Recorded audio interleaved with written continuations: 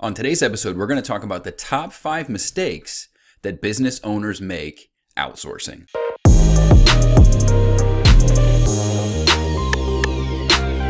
All right, guys, welcome back to the show. Today, we're going to talk about something that a lot of people want to do, right? They want to outsource, they need help. And oftentimes they're right to think that. Oftentimes they're right to feel the way they feel about wanting to outsource some of the work that they're doing. The problem is that they botch their execution of the outsource, right? So a couple before we jump into it, these are kind of like runner-ups of my top 5. But many people, they jump into it too early before they're ready, or they jump into it too late, right? So that's probably goes without saying, but I want to make sure that this is one of the biggest ones that I see. It's not one of the 5 that we're talking about today, but it is something that I do see, and you're going to need to assess in your business and really analyze the cost savings play and where you are with your business. Where you don't want to jump in too early when you yourself don't know what you're doing, but you also, and we're going to talk about more of that later, but you also don't want to wait until you are literally drove yourself into the ground. You have no energy left before you start finding outsourced solutions. So before I jump into my top 5, I want to make sure that I said that because that's a really, really important one. And honestly, we could have made this the top 6. I mean, we can make this a top 50, right? There's a million reasons why people don't successfully outsource, right? It's a very, very tricky thing to navigate. And so this could be a very long list. I just want to make it digestible for you to understand what I think the top 5 are. And that one kind of goes without saying, so I didn't want to include it in my list. But let's go ahead and jump in because there's a lot of things for you to know here and there's a lot for us to cover. So number 1 is they just dump, right? They just immediately just dump things on somebody. So they've been maybe doing, like I said, they may have been doing something for too long. And finally, they're like, oh, I have somebody I can outsource to, right? I can finally like take this work off of my plate. And so they just dump it, right? They just say, well, here you go. I've got an HR company now, and they're going to handle all of my HR and payroll, and I don't have to deal with this ever again in life, right? And so it's poor communication, and it's just dumping things off, right? So you need to view your outsource partner or your outsource partners, if it's plural, as extensions of your company, right? They are a stopgap, hopefully, or maybe you're going to keep them forever, but probably eventually you're going to have these things in-house, right? You would just hire an HR person because at some point it's going to be more cost effective for you to have somebody in-house doing that versus sourcing it out to a company to do it, right? That's just one example, but there could be many. A lot of companies grow where they have their own in-house legal team, right? So the essence of that is they provide they bridge the gap from where you are to eventually where you want to be, hopefully, right? And so you need to view that, though, on the interim basis is these are people that work for me or work with me, but they're still a part of my company, right? So you wouldn't treat an employee, just expect them to show up and not have any kind of directions or guidance or what have you. So the communication needs to continue to be a very present part of what you do and how you operate. And oftentimes I would recommend, even if things are going great, doing at least quarterly, I would suggest a monthly check-in just to see like, hey, is everything good on your end? Are we doing things so that your life is easy? What can we do better? Or not only that, but also maybe some expectations that you have in terms of improvements that they're making, right, with their own company. So communication is key, but don't think that you're going to be able to just dump things on an outsourced partner and that they're just going to take it off your plate and you can just forget about it and never have to deal with it and bury it in your closet somewhere, right? All right, so number 2 is not understanding cultural differences or being too mindful. So this is kind of like a polar opposite thing. So, or they're too mindful about location. Okay, so let me give you the first extreme. So the first extreme is somebody wants to hire somebody overseas, right? They find a company or a freelancer or whomever, somebody overseas, right? And they don't understand that it's a different culture. So there's a book, I'm going to link it below, by a friend of my podcast and a friend of mine, Chris Ducker, wrote a book called Virtual Freedom. And it basically goes into how you need to navigate and act as an entrepreneur when you have a team that's remote, right? There's a lot that goes into that. If you don't have people that are, in your town or you could sit down right in front of, and we have virtual assistants that we've never met in person and they've been with us for years, right? That's very common in today's world. And that's an amazing part of what we do. But many times on this extreme, right? So we're only talking about the people that just want to find somebody overseas who just does the work and they just, again, same thing as for the first one we talked about. They just dump it on somebody overseas and expect them to do it. And oftentimes what I find is somebody that hired a VA or something like that, that it went poorly is because they didn't really set the expectation. They didn't communicate, but they didn't understand that there is a cultural difference and take time to get to know that person and treat it just like you would an internal hire. So that's one aspect of it, and that's a huge one. But then part 2 of that when talking about location and not understanding location, the importance thereof, is some people will only outsource to people that are like in their town. And so you may find that 2 hours away, there's the best provider, outsource partner that you could hope for that aligns with your values, that aligns with your company, that aligns with the direction, maybe even serves in your specific niche in your industry, right? That's what they focus on. They specialize in that area.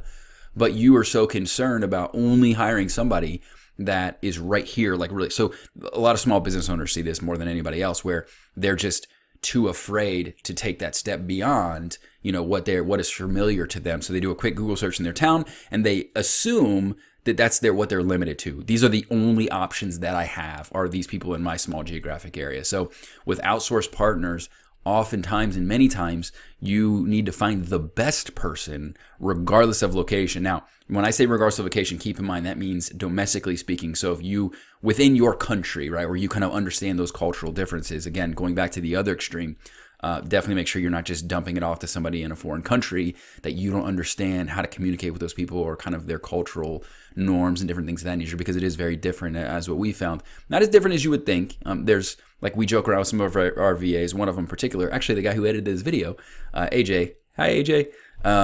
Actually, him and I are huge comic book fans. So like we really jive on that. We have extremely similar interests. We watch the same TV shows, the same movies and stuff like that. So there's a lot of different things that are extremely similar.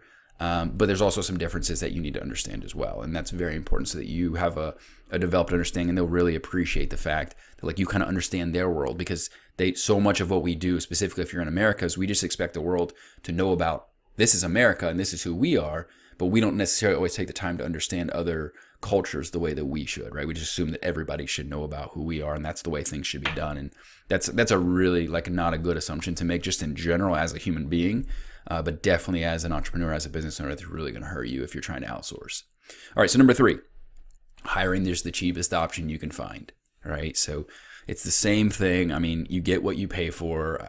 Like I know we could beat that over its head. Like that's been just said a million times, but it's very true when it comes to outsourcing. So just finding the cheapest option, and I've been in situations where that's happened to me, and sometimes you are kind of pinned into a corner. So if you're a startup entrepreneur, and this is like subset of 3A, like this is not, so this is just me being a side tangent because that's what I do around here, right? But sometimes you don't have a choice because there are outsourced partners that you're not big enough that they don't want to work with you yet because there's not going to be enough money in it for them. So that's a little bit more challenging, and that has happened. That's happened to me, where I found myself in a situation where my service provider, my outsourced, it was actually an insurance agent. He was the only one that would take my business because it was a very labor-intensive business, and there wasn't anybody that wanted to represent us and help us get a policy in place. And he was the only option. It turned out to be a nightmare. He just wasn't qualified, didn't know what to do. He was the cheapest option. And so, anyways, that roughly isn't necessarily the case because insurance agents operate on based off like how much your policy is. But bottom line is that he was willing to take on our business when no one else would. But there are other situations where hiring the cheapest option is not the best case scenario for you, or the more finding somebody that's not as qualified as what they should be to help you with your specific needs. So definitely, obviously, be financially and fiscally responsible, but don't just pick somebody because they're the cheapest option.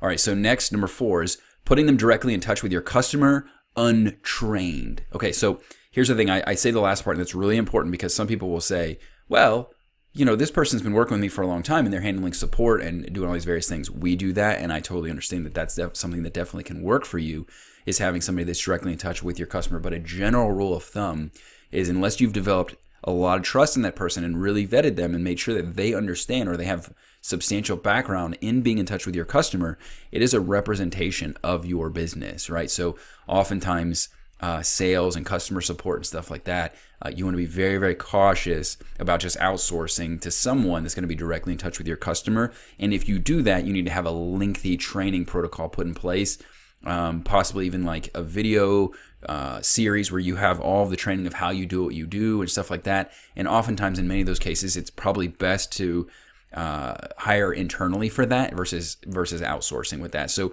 you're going to want to draw a line and figure out these are the things we need to do in-house, and these are the things that are better done outsourced, right? Better done externally. So oftentimes that's a really good line of demarcation, is what's in touch with our customer and what's not.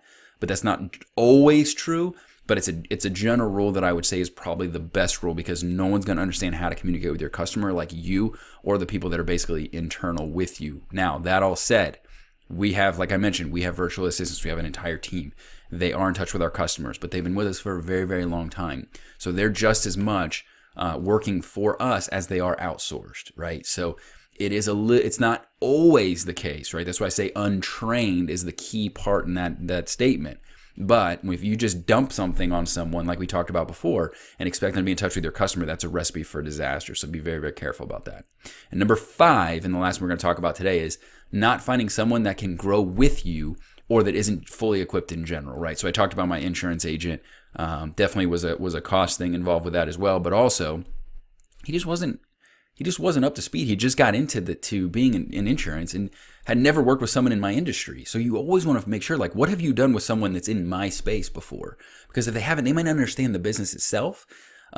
Or this is another situation too, is that you find someone that you're going to have to switch as you continue to grow. So it's very important that you look and say, well, if we grow, how would you guys handle that? Because having to shift gears, even if it's payroll providers, having to shift gears in the middle of your build, right, is something that you're growing. Anything that takes away from you focused on growing and managing that growth is a distraction, right? So you really want to find people that have the ability to scale up and scale down contingent upon where you are with your business. All right, guys, if you like this top 5 list, let me know if you think of any below that you've experienced that I didn't list. Obviously, there's a lot more that we could have provided in this list, but I wanted to give you my top 5 that I've experienced. If there's anything that you feel I left out, drop that below in the comment section.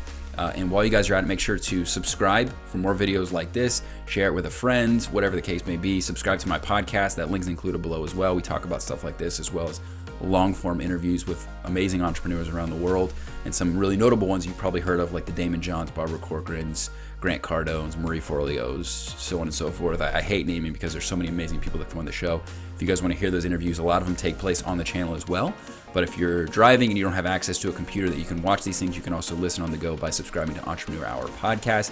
There's a ton of free resources below. You can check that out as well as some of my products, like my brand new one, which is my Business Burnout Breakthrough. So take that if you're on the verge or you've experienced business burnout before.